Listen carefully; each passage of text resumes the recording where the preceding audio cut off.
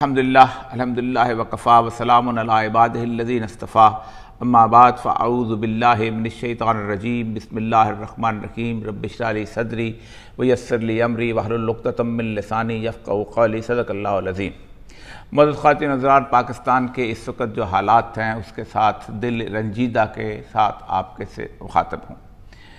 یہ رنجیدگی صرف میری نہیں بلکہ پاکستان کے 22 کروڑ عوام، بلکہ اب تو 25 کروڑ عوام کی رنجیدگی ہے۔ ہر کوئی یہ سوچ رہا ہے کہ ہم کہاں کھڑے ہیں، کس طرف جا رہے ہیں اور ہمارا مستقبل کیا ہوگا۔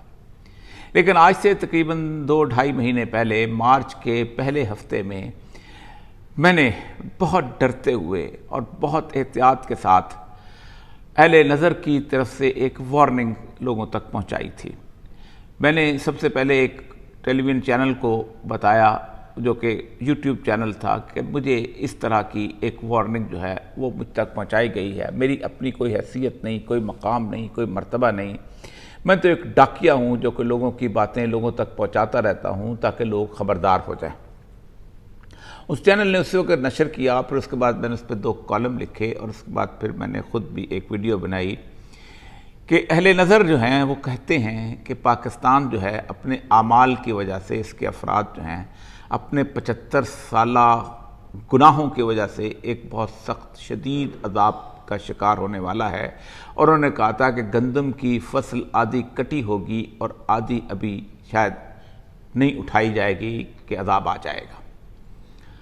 اور پھر جیسے ہی یہ صورتحال ہوئی، یعنی گندم اپریل کی 12 یا 13 کو کٹتی ہے، تو اس سے پہلے ہی اس کے حالات و واقعات شروع ہو گئے۔ میں ایک جگہ بیٹھا ہوا تھا تو بہت سارے سیاستدان بھی وہاں جمع تھے، تو میں نے جب ان کے سامنے اس بات کا ذکر کیا تو انہوں نے کہا سندھ میں تو کٹائی شروع ہو گئی۔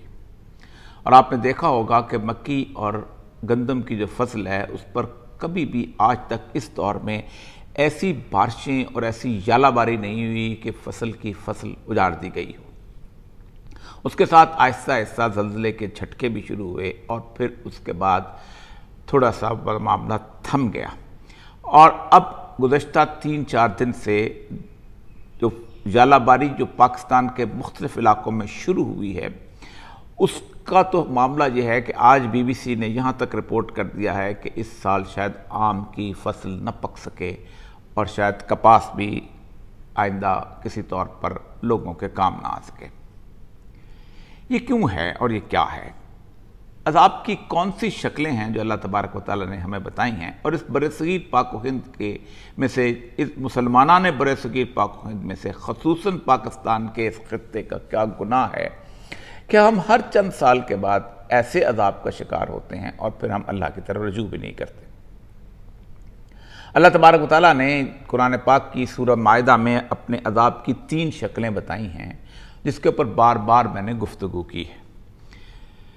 اللہ فرماتے ہیں قُلْ هُوَ الْقَادِرُ عَلَىٰ يَبْعَثَ عَذَابًا مِّنْكُمْ فَوْقَكُمْ، کہ اے نبی ان سے کہہ دو میں اس بات پر قادر ہوں کہ میں عذاب نازل کروں تم پر آسمانوں کی بلندیوں سے، تمہارے سروں کے اوپر سے، فوقکم بلندی سے، بارش، ژالہ باری۔ ژالہ باری اور بارش اس وقت بھی ہو سکتی تھی کہ جب فصلیں پکی نہیں ہوں، لیکن کیا قدرت کے غضب کا اشارہ ہمیں سمجھ نہیں آتا کہ عین اس وقت ہو رہی ہے کہ جب زمیندار اپنی فصلیں کاٹنے کے لیے تیار تھے، عین اس وقت ہو رہی ہے جب آم کی فصل پکنے کو تیار ہے۔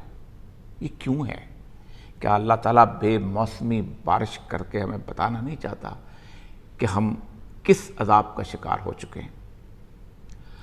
دوسری اس کے بعد اللہ فرماتا ہے او من تحت ارجلکم، پھر تمہارے پاؤں کے نیچے سے عذاب نازل کروں۔ زلزلے ہیں، اگرچہ کہ ان کے جولٹس آ رہے ہیں اور یہ وارننگ جولٹس ہیں، کیونکہ اللہ تبارک و تعالیٰ کی ایک خاص طور پہ سنت ہے کہ وہ بڑے عذاب سے پہلے چھوٹے عذاب کی وارننگ ضرور دیا کرتا ہے تاکہ لوگ سمجھ جائیں اور اس کی طرف رجوع کریں اور اس سے استغفار کریں۔ Make the leap. Bring what you do online with GoDaddy. Whatever your thing is, we've got the right domain for you. لیکن آخری عذاب جو ہے اس کا شکار ہم گزشتہ تقریباً 50 سال سے ہیں۔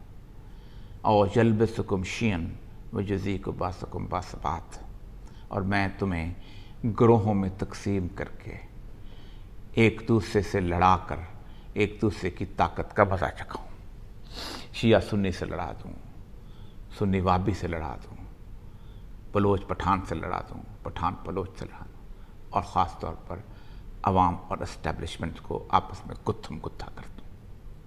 یہ عذاب کی شکل ہے، یہ اللہ تبارک و تعالیٰ اس کو اپنا عذاب کہتا ہے۔ ہم اس کے مجرم ڈھونڈتے پھرتے ہیں، جبکہ اللہ تبارک و تعالیٰ کہتا ہے ہم بحیثیت قوم مجرم ہیں۔ یہ میں کسی قوم پر جب عذاب نازل کرتا ہوں تو انہی تین صفات کے طور پر، انہی 3 علامتوں کے طور پر، انہی 3 صورتحال کے طور پر عذاب نازل کرتا ہوں۔ ہم کیوں ہیں؟ 57 اور اسلامی ملک بھی تو ہیں اس دنیا کے اندر موجود، ان کے ساتھ ایسا کیوں نہیں بیتتا؟ یہ ہمارے پڑوس میں افغانستان ہے، آج اس میں آٹے کی جو ریٹ ہے، کیونکہ انہوں نے یوکرین سے گندم منگا لیا ہے اور ہم تو کومگو کی کیفیت میں ہیں، آج انہوں کے ہاں آٹا سستا ہو چکا ہے۔ یہی وجہ ہے کہ پاکستان میں بھی آٹے کا ریٹ کم ہوا، اور چونکہ سمگلنگ وہاں نہیں ہو پا رہی، گیس سستی ہو چکی ہوئی ہے، پیٹرول سستا ہو چکا ہے، ڈالر کی قیمت پاکستان سے تقریباً آدھی ہے۔ کیا کیا انہوں نے؟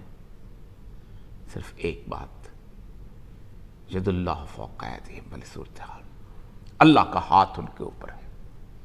اگرچہ کہ یہ بیعت رضوان کے اوپر تھا، لیکن اللہ کا ہاتھ ہر اس بیعت کرنے والے کے اوپر ہو سکتا ہے۔ اور کہتا ہے تنزل الملائکہ، میں تمہیں اپنے ملائکہ نازل کرتا ہوں۔ ثم استقاموا، جب آپ کھڑے ہو جائیں استقامت کا۔ 20 سال انہوں نے استقامت کی جنگ لڑی دنیا کے سب سے بڑے طاغوت کی طرف، اور آج اس وقت کابل جو ہے دنیا کا پیسفل ترین شہر۔ اگرچہ کہ افغانستان جو ہے وہ کسی طور پر بھی اس بنیاد پر ایک قومی ریاست نہیں بنا تھا کہ جسے کہا جائے کہ وہ اس پر اسلام نافذ کرنا چاہتے ہیں۔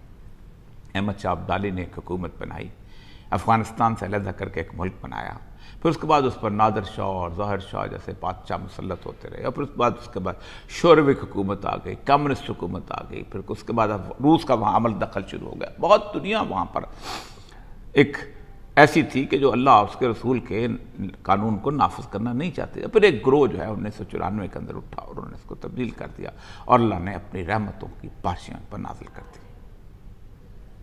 یہ ایران ہمارے پڑوس میں ہے، بالکل ایسا ملک نہیں تھا کہ جہاں اسلام نافذ کرنے کی کوئی ایسی تگ و دو ہوئی ہو۔ 1953 میں جس وقت انہوں نے مصدق کو اتارا ہے تو وہ ایک خالصتاً ایک سیکولر اور کمیونسٹ آدمی تھا، اور اس کو اتارنے والا ایک امریکی ڈکٹیٹر شاہ ایران تھا۔ لیکن جب انہوں نے سوچا کہ ہمارا راہ نجات جو ہے وہ خالصتاً اللہ تبارک و تعالیٰ کے دین کو نافذ کرنے میں ہے، تو پھر اللہ تعالیٰ نے انہیں اتنی بڑی فوج، 7 لاکھ فوج، اور اس کے بعد اتنی بڑی سویک جو کہ CIA کی ٹرین کرنے والی جو اس کے اوپر فتح دی۔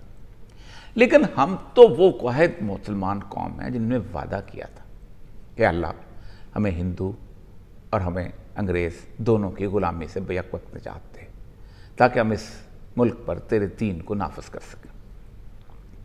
ہمیں کوئی ضرورت نہیں تھی علیحدہ ہونے کی کسی طور پر بھی۔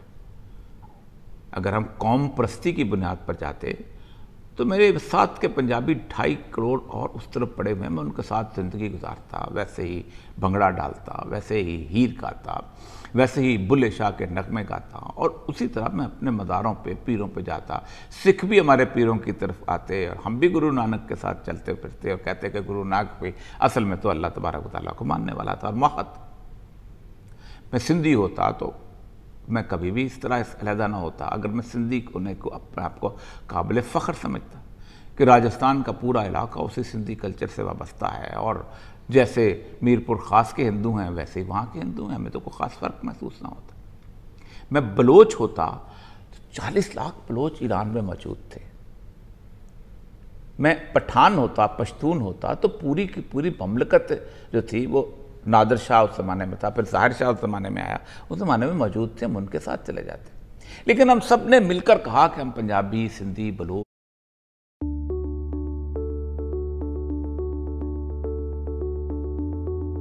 Hello Laoshi, I hope you're having an ecstatic day.